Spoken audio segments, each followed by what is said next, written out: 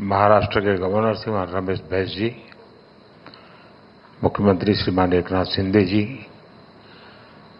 उप मुख्यमंत्री भाई देवेंद्र फडणवीस जी, Ajit Dada Pawar ji, Indian newspaper society के प्रेसिडेंट भाई राकेश शर्मा जी, सभी वरिष्ठ महानुभाव, देवी और सज्जनों, सबसे पहले मैं इंडियन न्यूज़पेपर सोसाइटी के सभी सदस्यों को बहुत बहुत बधाई देता हूं।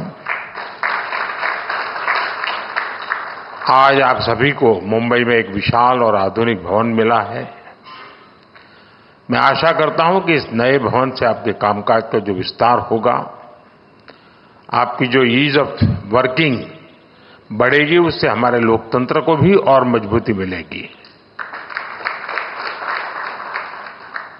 इंडियन न्यूज़पेपर सोसाइटी तो आजादी के पहले से अस्तित्व में आने वाली संस्थाओं में से एक है और इसलिए आप सबने देश की यात्रा के हर उतार चढ़ाव को भी बहुत बारीकी से देखा है, उसे जिया भी है और जन सामान्य को बताया भी है। इसलिए एक संगठन के रूप में आपका काम जितना प्रभावी बनेगा, देश को उसका उतना ही ज्यादा लाभ मिलेगा। साथियों, मीडिया केवल देश के हालातों का मुख्य दर्शक भर नहीं होता। मीडिया के आप सभी लोग हालातों को बदलने में, देश को दिशा देने में एक अहम रोल निभाते हैं। आज भारत एक ऐसे कालखंड में है जब उसकी अगले 25 वर्षों की यात्रा बहुत अहम है। इन 25 वर्षों में भारत विकसित बने, इसके लिए पत्र पत्रिकाओं की भूमिका भी उतनी ही बड़ी है। ये मीडिया है जो देश के नागरिकों को जागरूक करता है। ये मीडिया है जो देश के नागरिकों को उनके अधिकार याद दिलाता रहता है और यही मीडिया है जो देश के लोगों को ये एहसास दिलाता है कि उनका सामर्थ्य क्या है। आप भी देख रहे हैं, जिस देश में नागरिकों में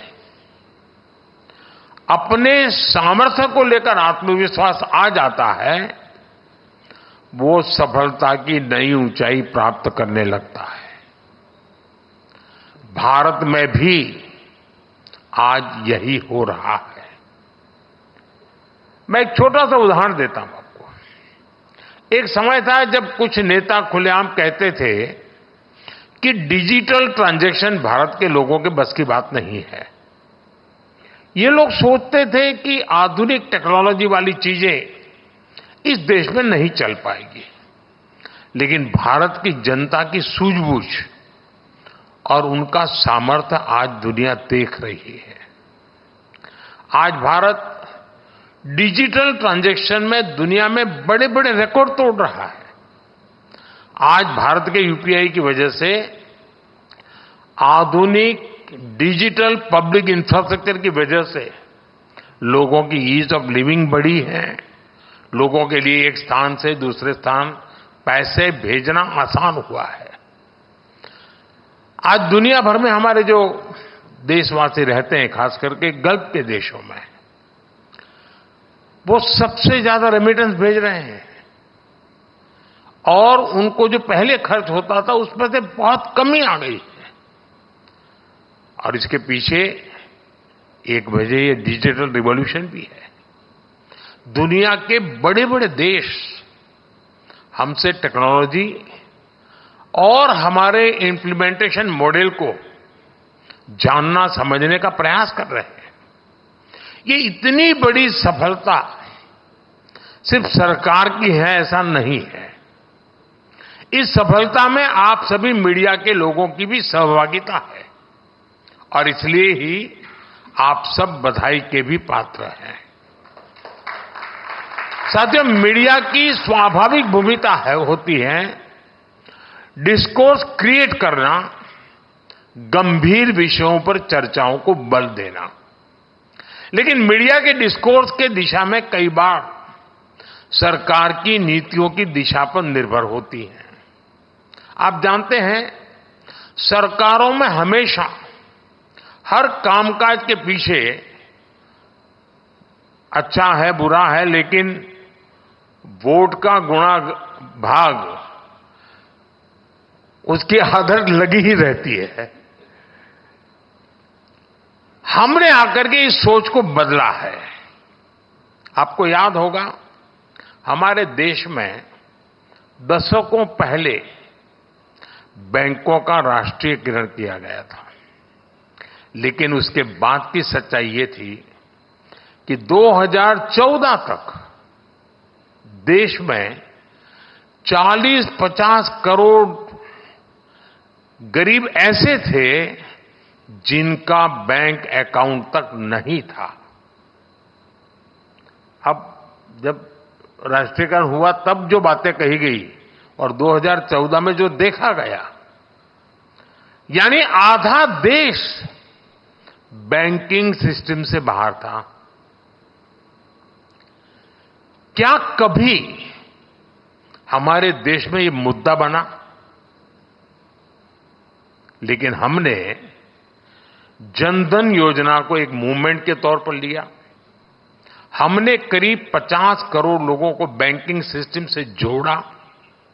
डिजिटल इंडिया और भ्रष्टाचार विरोधी प्रयासों में यही काम हमारा सबसे बड़ा माध्यम बना है। इसी तरह स्वच्छता अभियान, startup India, stand up India जैसे अभियानों को अगर हम देखेंगे, ये वोट बैंक पॉलिटिक्स में कहीं फिट नहीं होते थे। लेकिन बदलते हुए भारत में देश के मीडिया ने इन्हें देश के नेशनल डिस्कोर्स का हिस्सा बनाया। जो स्टार्टअप शब्द 2014 के पहले ज्यादातर लोग जानते भी नहीं थे, उन्हें मीडिया की चर्चाओं ने ही घर घर तक पहुंचा दिया है। साथियों, आप मीडिया के दिग्गज हैं, बहुत अनुभवी हैं। आपके निर्णय देश के मीडिया को भी दिशा देते हैं। इसलिए आज के इस कार्यक्रम में मेरे आपसे कुछ आग्रह भी हैं।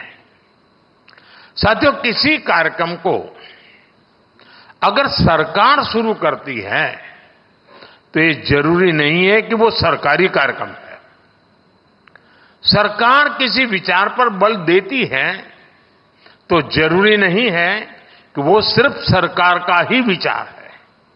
जैसे कि देश ने अमृत महोत्सव मनाया, देश ने हर घर तिरंगा अभियान चलाया। सरकार ने इसकी शुरुआत जरूर की, लेकिन इसको पूरे देश ने अपनाया और आगे बढ़ाया। इसी तरह आज देश पर्यावरण पर इतना जोर दे रहा है, ये राजनीति से हटकर मानवता के भविष्य का विषय है। जैसे कि अभी एक पेड़ मां के नाम ये अभियान शुरू हुआ है। भारत के इस अभियान की दुनिया में भी चर्चा शुरू हो गई है। मैं अभी G7 में गया था, जब मैंने इस विषय को रखा तो उनके लिए बड़ी उत्सुकता थी, तो हर एक को अपनी मां का प्रति एक रहता है कि उसको लगता है ये बहुत क्लिक कर जाएगा। हर कोई कह रहा था। देश के ज्यादा से ज्यादा मीडिया हाउस अगर इससे जुड़ेंगे तो आने वाली पीढ़ियों का बहुत लाभ होगा। मेरा आग्रह है, ऐसे हर प्रयास को आप देश का प्रयास मानकर उसे आगे बढ़ाएं। ये सरकार का प्रयास नहीं है, देश का है। इस साल हम संविधान का 75वां वर्ष भी मना रहे हैं। संविधान के प्रति नागरिकों में कर्तव्य बोध बढ़े, उनमें जागरूकता बढ़े, इसमें आप सभी की बहुत बड़ी भूमिका हो सकती है। साथियों, एक विषय है टूरिज्म से जुड़ा हुआ भी। टूरिज्म सिर्फ सरकार की नीतियों से नहीं बढ़ता है। जब हम सब मिलकर देश की ब्रांडिंग और मार्केटिंग करते हैं तो देश के सम्मान के साथ साथ देश का टूरिज्म भी बढ़ता है। देश में टूरिज्म बढ़ाने के लिए आप लोग अपने तरीके निकाल सकते हैं। अब जैसे मान लीजिए महाराष्ट्र के सभी अखबार मिलकर के तय करें कि भाई हम सितंबर महीने में बंगाल के टूरिज्म को प्रमोट करेंगे अपनी तरफ से। तो जब महाराष्ट्र के लोग चारों अखबारों में हर तरफ बंगाल बंगाल देखे तो उनको करेगा यार इस बार बंगाल जाने का कार्यक्रम बनाए तो बंगाल का टूरिज्म बढ़ेगा। मान लीजिए आप 3 महीने के बाद तय करेंगे भाई हम तमिलनाडु की सारी चीजों पर सब मिल करके एक ये करें एक दूसरा करे, ऐसा नहीं, तमिलनाडु फोकस करेंगे। आप देखिए एकदम से महाराष्ट्र के लोग टूर में जाने वाले होंगे तो तमिलनाडु की तरफ जाएंगे। देश के टूरिज्म को बढ़ाने का एक तरीका, और जब आप ऐसा करेंगे तो उन राज्यों में भी महाराष्ट्र के लिए ऐसे ही कैंपेन शुरू होंगे जिसका लाभ महाराष्ट्र को मिलेगा। इससे राज्यों में एक दूसरे के प्रति आकर्षण बढ़ेगा, जिज्ञासा बढ़ेगी, और आखिरकार इसका फायदा जिस राज्य में आप ये इनिशिएटिव ले रहे हैं और बिना कोई एक्स्ट्रा प्रयास किए बिना आराम से होने वाला काम है। साथियों, आप सभी से मेरा आग्रह अपनी ग्लोबल प्रेजेंस बढ़ाने को लेकर भी है। हमें सोचना होगा दुनिया में हम नहीं है as far as media is concern. हम 140 करोड़ लोग के देश हैं। इतना बड़ा देश, इतना सामर्थ्य और संभावनाएं, और बहुत ही कम समय में हम भारत को 3rd लार्जेस्ट इकोनॉमी होते देखने वाले हैं। अगर भारत की सफलताएं दुनिया के कोने कोने तक पहुंचाने का दायित्व भी आप बहुत बखूबी निभा सकते हैं। आप जानते हैं कि विदेशों में राष्ट्र की छवि का प्रभाव सीधे उसकी इकोनॉमी और ग्रोथ पर पड़ता है। आज आप देखिए विदेशों में भारतीय मूल के लोगों का कद बढ़ा है, विश्वसनीयता बढ़ी है, सम्मान बढ़ा है, क्योंकि विश्व में भारत की साख बढ़ी है। भारत भी वैश्विक प्रगति में कहीं ज्यादा योगदान दे पा रहा है।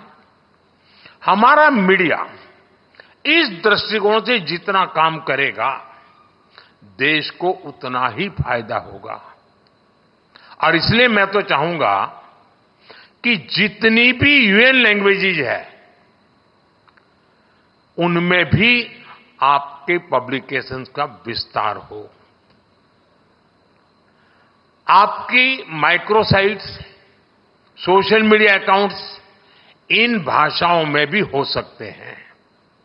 और आजकल तो एआई का जमाना है, ये सब काम आपके लिए अब बहुत आसान हो गए हैं।